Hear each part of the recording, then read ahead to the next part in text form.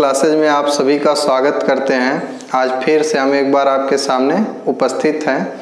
एक जो सीरीज चला रहे थे किसकी, रचनाओं की, रचना के बाद उपन्यास की और उपन्यास के बाद कहानी की। चूँकि यह परीक्षाओं में सर्वाधिक बार पूछा जा चुका है कि कौन सी रचना किसकी है, कौन सा उपन्यास किसका है, कौन सी कहानी किस कहानीकार की है।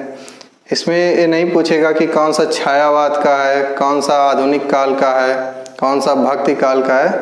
डायरेक्ट आपको रचना दे दी जाएगी और पूछा जाएगा कि इसके रचनाकार, कहानीकार, उपन्यासकार कौन है, मतलब कि लिखने वाला कौन है। तो डायरेक्ट यही पूछता है परीक्षा में, या पूछ देगा कि हिंदी की प्रथम मौलिक कहानी कौन सी है, हिंदी में प्रथम महिला लेखिका कहानी कौन सी है, मतलब प्रथम महिला कहानी लेखिका कौन सी है, या प्रेमचंद की पहली कहानी कौन सी है, जयशंकर प्रसाद की। तो सब कुछ लोगों की अज्ञेय की पहली, जैसे विपथगा अज्ञेय की पहली कहानी है, तो यह पूछ देगा कि उनकी अज्ञेय की पहली कहानी कौन सी है। ऐसे ही प्रश्न परीक्षाओं में पूछे जाते हैं, एक एक नंबर के आते हैं। तो परीक्षा में आप लोग समझते हैं कि एक एक नंबर बहुत महत्वपूर्ण होता है। तो उसी के अनुसार यहाँ कुछ कहानीकारों के नाम और उनकी कहानियाँ जो परीक्षाओं की दृष्टि से क्या है, महत्वपूर्ण स्थान रखती हैं, उनको हम आपके सामने प्रस्तुत कर रहे हैं। तो देखिए, जैसे कहानीकार और कहानी संग्रह, कहानीकार और कहानी संग्रह। सबसे पहले हमने नाम लिखा है किशोरी लाल गोस्वामी का। किशोरी लाल गोस्वामी की कहानी है इंदुमती। यह हिंदी की प्रथम मौलिक कहानी है। हिंदी की प्रथम मौलिक कहानी कौन सी है? इंदुमती। इसको लिखा किसने? किशोरी लाल गोस्वामी ने। दूसरी कहानी है इंसा अल्लाह खां की। इंसा अल्लाह खां की परीक्षा में अगर पूछ देगा कि हिंदी की प्रथम कहानी कौन सी, अगर इंदुमती ऑप्शन में नहीं है, रानी केतकी की कहानी है, तो यह ऑप्शन सही होगा।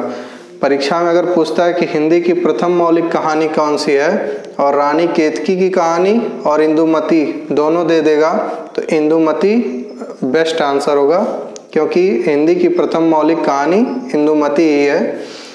राजा शिव प्रसाद सितारे हिंद की कहानी है राजा भोज का सपना। राजा शिव प्रसाद सितारे हिंद की कौन सी कहानी है?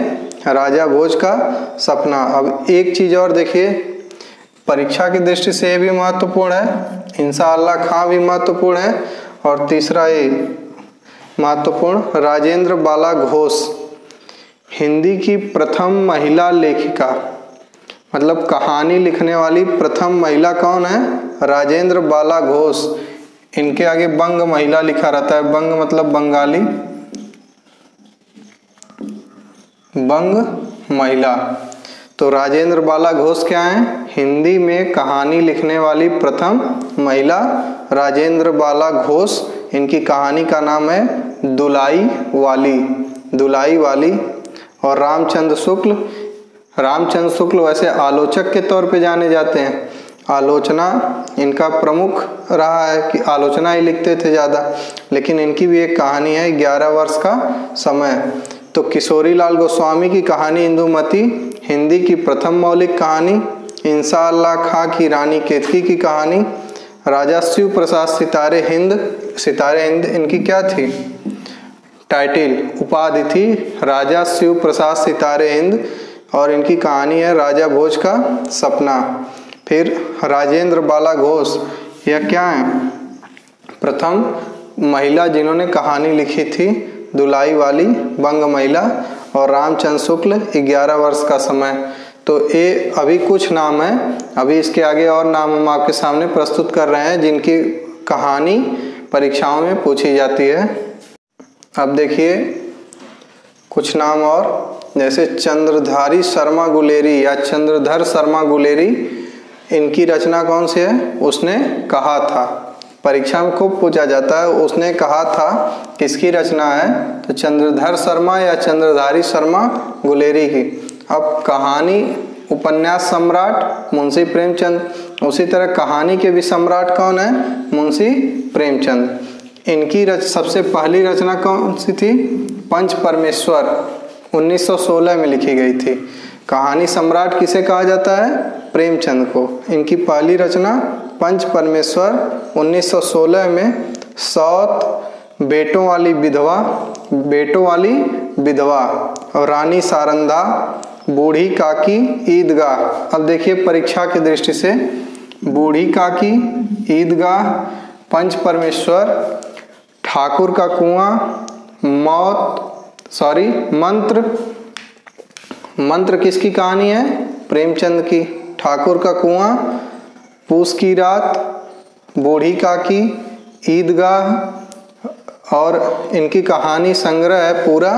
तो बहुत सी कहानियां इन्होंने लिखी हैं। परीक्षा की दृष्टि से पंच परमेश्वर चूंकि सबसे पहली कहानी है 1916 में, सौत, बेटों वाली विधवा, रानी सारंदा, बूढ़ी काकी, ईदगाह, पूस की रात, मंत्र, कफन, इनकी क्या है कुछ रचनाएं हैं जो मतलब कहानियां हैं जो परीक्षाओं में खूब पूछी जाती हैं। अब जयशंकर प्रसाद की रचना ग्राम कहानी है इनकी। सबसे पहले 1911 ईस्वी में ग्राम लिखी गई थी। अब परीक्षा में पूछ भी सकता है कि जयशंकर प्रसाद की पहली कहानी कौन सी थी? तो ग्राम 1911 में। छाया जो कहानियों का क्या है? संग्रह है। छाया कहानियों का संग्रह है। और परीक्षा की दृष्टि से आकाशदीप, परीक्षा की दृष्टि से महत्वपूर्ण रचना कौन सी है? आकाशदीप, आंधी। अब चंद्रधर शर्मा गुलेरी की उसने कहा था प्रेमचंद की पंच परमेश्वर पहली रचना और परीक्षा की दृष्टि से बूढ़ी काकी, ईदगाह, बेटों वाली विधवा, सारी रचनाएं इनकी परीक्षा की दृष्टि से महत्वपूर्ण है। इनकी रचना ठाकुर का कुआं, बूढ़ी काकी और पूस की रात, ऐसी इनकी बहुत सारी कहानियां हैं। जयशंकर प्रसाद की ग्राम पहली रचना 1911 में, आकाशदीप, आंधी। आइए कुछ रचनाओं को और देखते हैं। देखिए उग्र किसका नाम था?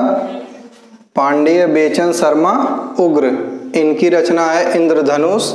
जैनेन्द्र की रचना है हत्या, अपना अपना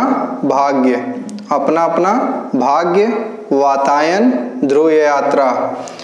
परीक्षा की दृष्टि से ना इंद्रधनुष कोई महत्वपूर्ण स्थान है, ना इनकी किसी रचना का। ध्रुव यात्रा का थोड़ा बहुत अनुमान है परीक्षा में आ जाए, लेकिन अज्ञेय अयोध्या सिंह उपाध्याय नहीं।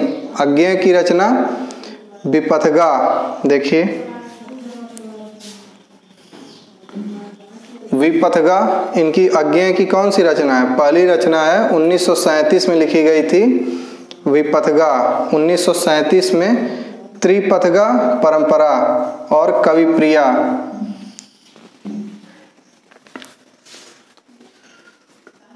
विपथगा इनकी अज्ञेय की पहली रचना है। परीक्षा में ये भी पूछ सकता है कि विपथगा किसकी रचना है या अज्ञेय की पहली रचना कौन सी है। त्रिपथगा, विपथगा दोनों परीक्षाओं में खूब पूछी जाती हैं। और कविप्रिया, निराला की लिली, रेणु की ठुमरी और तीसरी कसम। इसमें तीसरी कसम परीक्षा की दृष्टि से थोड़ी महत्वपूर्ण है। और भीष्म साहनी की चीफ की दावत इनकी रचना। आप लोग जो इनकी कहानी है चीफ की दावत, इसे पढ़िएगा। बेहद ही अच्छी कहानी है जिसमें बताया गया है कि कैसे इनके जो है मतलब एक जो इसमें मेन रहते हैं, हीरो कह सकते हैं, नायक, उनके ऑफिस से उनके बॉस आते हैं तो कैसे अपनी माँ को घर के अंदर बंद कर देते हैं। फिर अचानक उनकी माँ से इनके जो बॉस होते हैं मिलते हैं। तो यही है इस कहानी में चीफ की दावत। बहुत ही अच्छी कहानी है भीष्म साहनी की और परीक्षा की दृष्टि से भी बहुत अच्छी कहानी, खूब पूछी जाती है। तो उग्र की इंद्रधनुष, जैनेन्द्र की हत्या, अपना अपना भाग्य, वातायन, ध्रुव यात्रा, अज्ञेय की विपथगा, त्रिपथगा परंपरा, शरणार्थी और कविप्रिया। परीक्षा की दृष्टि से विपथगा और त्रिपथगा और कविप्रिया, रेणु की ठुमरी और तीसरी कसम, भीष्म साहनी की चीफ की दावत। तो ये रचनाएं हैं, कहानियां। कुछ और कहानियों को देखते हैं। देखिए अभी अज्ञेय का नाम थोड़ा सा भूल रहे थे वीडियो में। तो अज्ञेय का पूरा नाम सच्चिदानंद हीरानंद वात्स्यायन अज्ञेय है।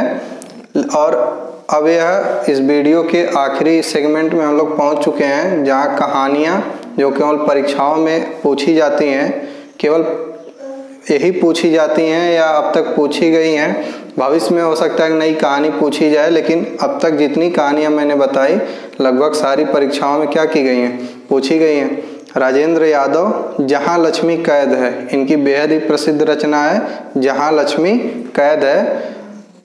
धर्मवीर भारती, इनकी एक रचना चांद और टूटे हुए लोग और मुर्दों का गांव। धर्मवीर भारती जो कि उपन्यासकार थे, इनकी एक कहानियां बहुत ही फेमस हैं, चांद और टूटे हुए लोग, मुर्दों का गांव। और कृष्णा सोबती 2017 में क्या पाई थी, ज्ञानपीठ पुरस्कार, इनका यारों के यार और बादलों के घेरे।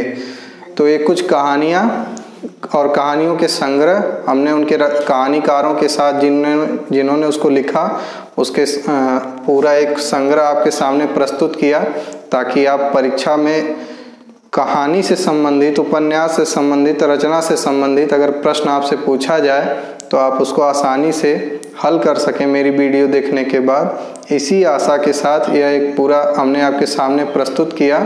अब कहानी के बाद हम आपके सामने जीवनी लेके आएंगे कि किसकी जीवनी किसने लिखी है और किस नाम से, और उसके बाद आत्मकथा, इसी तरह रिपोर्टाज, जितने भी एक चरण होता है ना, 7-8 पार्ट हैं, कहानी है, उपन्यास है, डायरी, रिपोर्टाज, तो सबको आपके सामने क्रम से प्रस्तुत करेंगे। और वीडियो अगर अच्छी लगी हो आपको तो कृपया इसे लाइक कर दीजिएगा और हमारे चैनल को सब्सक्राइब करिए। और अगर आपको इस वीडियो से संबंधित कोई भी जिज्ञासा आपके मन में हो तो कमेंट बॉक्स में ज़रूर लिखिए, और कोई भी प्रश्न हो तो उसे कमेंट बॉक्स में लिखिए। और देखिए, परीक्षा में यह कहानी कैसे पूछी गई है उसकी भी एक सीरीज हम आप लोगों के बीच में लाने वाले हैं, 50-50 क्वेश्चन की। जैसे कोई एक टॉपिक पढ़ा रहे हैं आपको, तो उसका 50 क्वेश्चन आपके सामने लेके आएंगे, उसको सॉल्व कराएंगे, ताकि आपको ये विश्वास हो सके कि जो यहाँ पे मैं लिख रहा हूँ वो परीक्षा में आ चुका है, ताकि आपकी तैयारी और बेहतर हो सके। इसी के साथ बहुत बहुत धन्यवाद।